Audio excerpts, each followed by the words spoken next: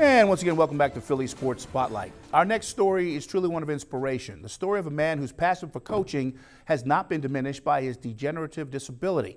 Philly Sports Spotlight contributor Mike McCoy has more. It is not always easy to see all the hard work that goes here in the George School gym mats, but it is easy to see the work of one Terry Christensen, who has been legally blind since 1994 and has been an assistant coach here since 2008. Christensen was diagnosed with a degenerative disease of his optic nerve, an event that shocked him for the rest of his life. Oh, that was a very difficult thing because I tended to think of myself in terms of what I did for a living. I tended to think of myself as a captain. And all of a sudden, a career that I'd spent a lifetime building over the course of 8 weeks evaporated. And my first thinking was, well, if I couldn't be a captain or teach other people to be captains, I wasn't anything. The Oregon native, who was the captain of a merchant marine deck, received a PhD in health sciences at Oregon State University, an accomplishment that is carried over to his coaching in Pennsylvania. The P in PhD stands for perseverance. There's 100 reasons to quit a month, you know? What do they expect of me? I'm blind.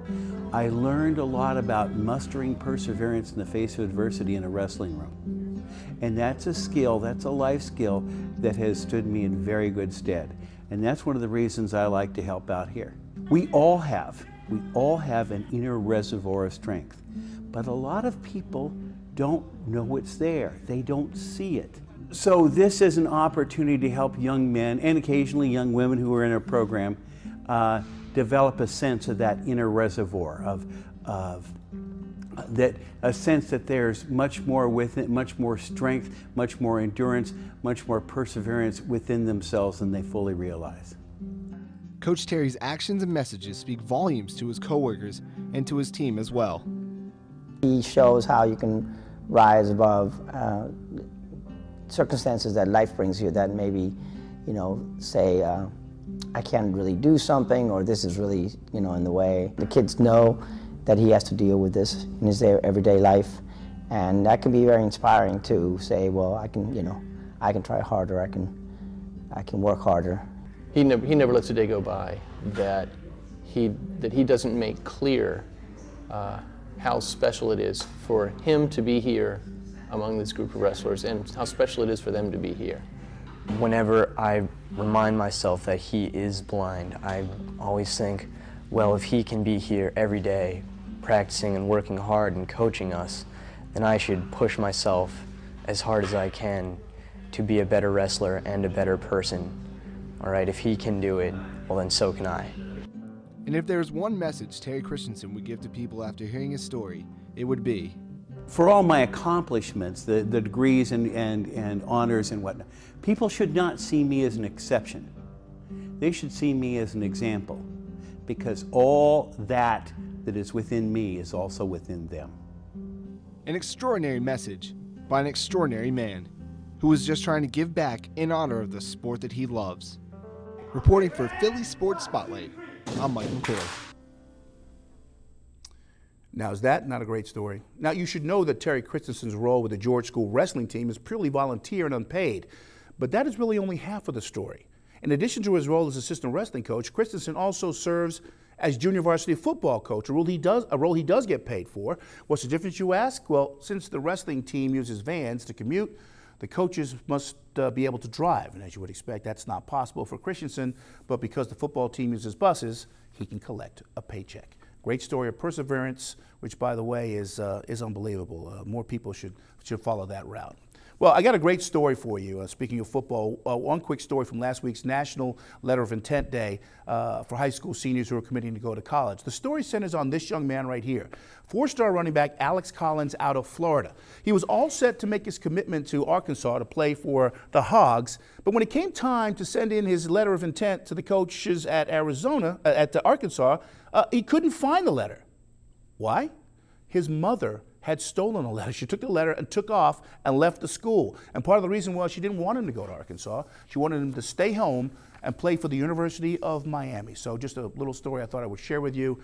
A little empty nest syndrome. You know, a lot of mothers don't like their sons to go off to college, but that's really taking it to the extreme. You would think that most parents would be happy that their son is getting ready to have his entire education paid for him, but hey, Right now, he's going to college because in order to sign that letter of intent, you must be over 21 to sign it yourself, so you have to have a parent to sign it. If you're under 21, he got his dad to sign it, but the mom is still not happy. She's looking for an attorney to kind of take care of things. Boy, that is some story right there.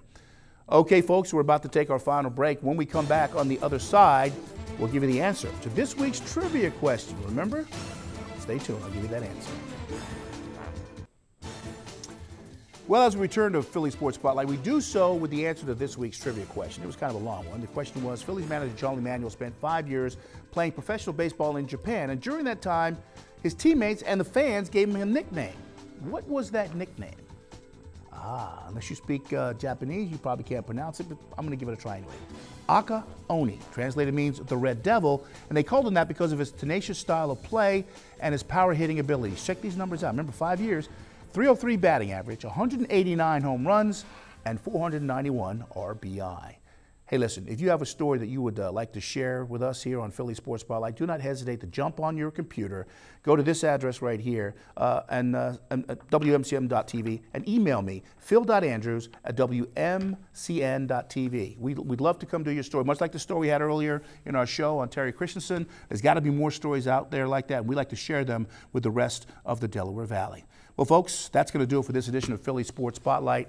On behalf of the entire Philly Sports Spotlight staff, I'm Phil Andrews. Don't forget, every Wednesday night, 7 and 11:30, you can see us right here on WMCM TV. Check your local listings on Comcast, Verizon, DirecTV, and the Dish Network to find out exactly what the channel listings are. With that said, we'll see you next week.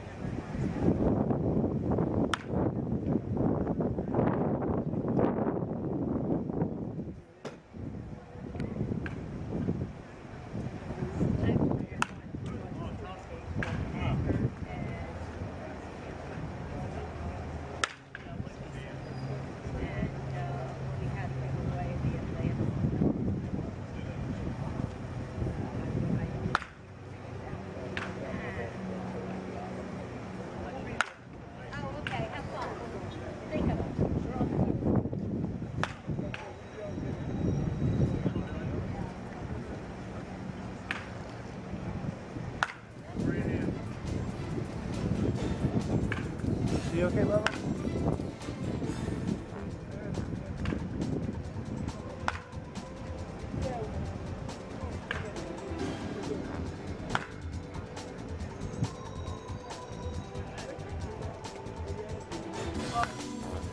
Oh, there it is.